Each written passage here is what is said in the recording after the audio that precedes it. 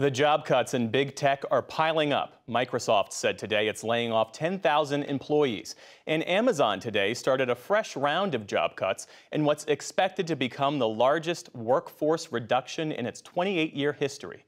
It all follows recent workforce reductions by Twitter, Meta, Lyft, Salesforce, and other tech companies. More than 120,000 tech sector employees laid off in just the last year, coming during a period of slowing growth and fears of a possible recession on the horizon.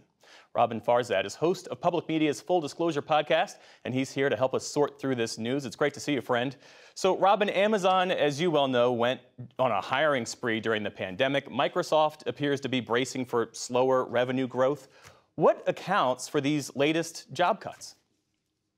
They all got really ahead of themselves. Believe it or not, there was euphoric thinking at the end of 2020. Back then, I mean, let me take you back. We were slathering everything in Purell. We were not touching salad bars.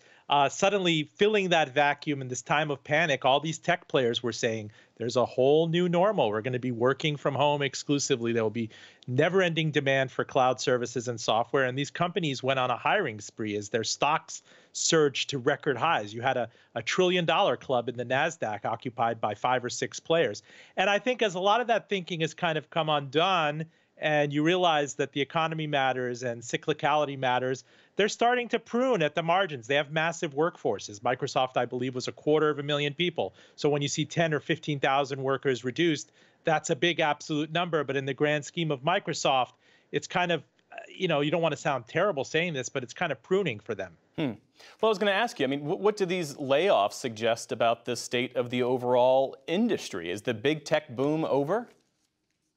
Well, we've seen many players out there saying that we really thought it was going to be far bigger than it was. I mean, you mentioned them, Amazon, Microsoft, Meta, Netflix came out last year and said, we're just not having this period of never-ending growth. And that then caused the dominoes to fall in Hollywood and with streaming and with Disney. So there's this broad rethink, and it happens in bull markets. It happens in periods of euphoria. I mean, certainly this rhymes with the dot-com boom because we're seeing the largest number of tech layoffs since 2022 coming out of that bust. And look, things happen in clouds. You had the CEO of Salesforce say that I get a second look at my workforce because we are working remotely and I'm just not seeing the productivity.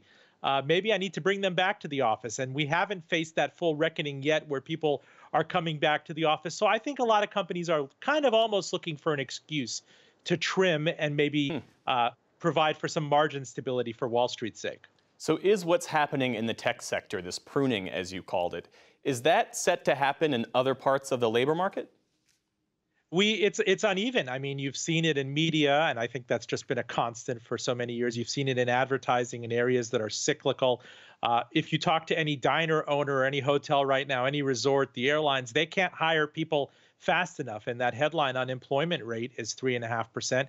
We still have difficult inflation, but there's still a near record number of job openings that many sectors and many employers want to fill. And it's not necessarily across the board the case in tech. For example, you really want to hold on to your programmers and engineers. They're really hard to hire, really hard to retain. But when it comes to selling, general, administrative, marketing, you have to reassess that situation constantly, especially if you're publicly traded.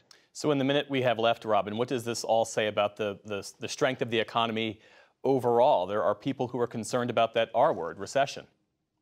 Well, I think if you pass by the Treasury Department, I don't know if there's several chimneys, but it's not like they send up white smoke when there's an official recession. Point is, recession can be a big function of self-fulfilling prophecy. If companies see order pullbacks, if everybody's nervous, they can go ahead and start pruning payrolls accordingly. They don't have to wait for the official capital R declaration from Washington. And certainly we're not there yet. It might well happen in 2023 or 2024. It might not happen at all. Robin Farzad, host of the Full Disclosure podcast. Great to see you as always. Thanks so much. Thanks, Jeff.